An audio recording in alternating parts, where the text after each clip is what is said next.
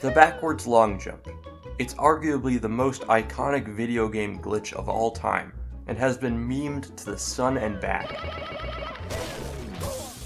But the question I have is, can I recreate this behavior, along with some of Mario's other physics, in Unity, a modern gaming engine using nothing but my atrocious coding skills? Let's find out. The first thing we need is the plumber himself. I could make my own 3D model of Mario, but I tried doing that a few years ago and oh god, kill it with fire! So instead, I'm just going to use the existing Mario 64 model. I went ahead and created a rig for this model, and started making the animations I would need. And after a lot of long and tedious work, I had animations for idle, running, jumping, and most importantly, the long jump. Alright, it's Unity time.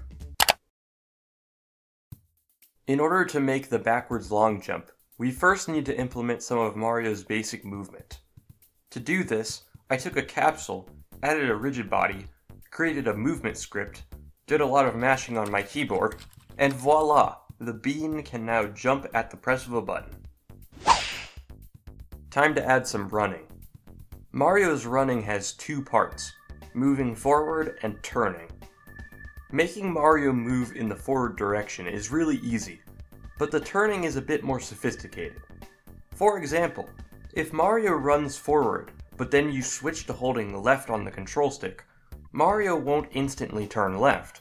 Instead, he'll slowly rotate towards that direction.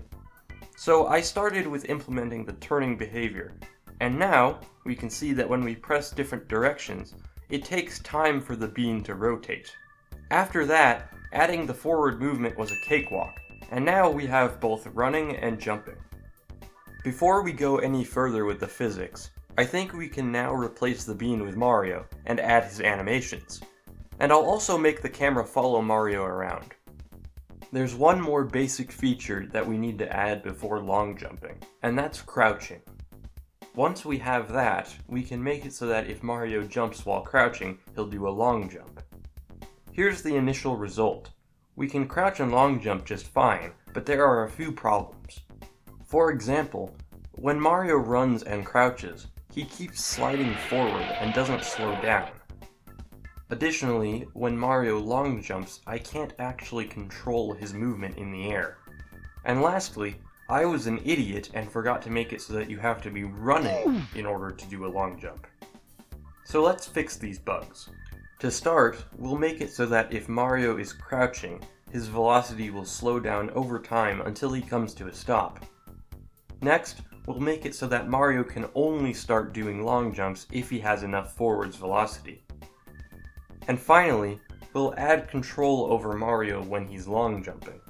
Now that we've added the basic physics and ironed out the bugs in the code, we can finally implement the backwards long jump behavior. The reason why the BLJ works in Super Mario 64 is because whenever Mario long jumps, his speed is multiplied by 1.5.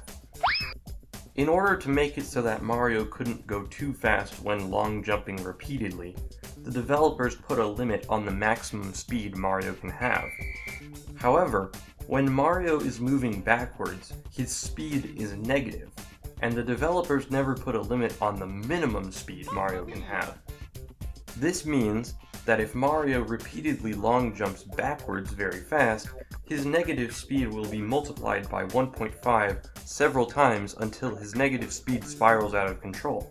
So with this in mind, I added a 1.5 times speed multiplier when Mario long jumps, and made sure to limit Mario's speed if he's moving forward. And now, ladies and gentlemen, I give you the Unity BLJ. Just for fun, I decided to add a speed display.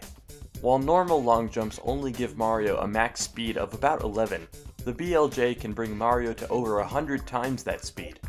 Now sit back and enjoy a showcase of the Unity BLJ in action.